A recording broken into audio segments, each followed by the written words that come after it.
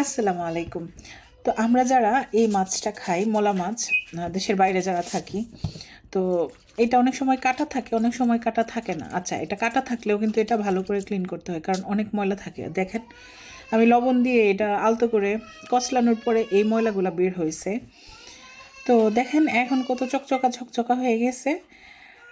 আহ, এই তো এখন হচ্ছে ক্লিনিং শেষে আমি নর্মালি যেভাবে রান্না করি, আমি এক হচ্ছে ভেজ রান্না করি, আরেকটা হচ্ছে একটু ঝোল রান্না করি। তো আজকে আমি একটু আলু টমেটো দিয়ে এটা একটু ভাজা ভাজা করব। এর জন্য আমি করে তেল গরম করে নিয়েছি। আর মশলা তো একদমই যে নর্মাল মশলা, হলুদ, তারপরে জিরা, আর হচ্ছে মরিচ।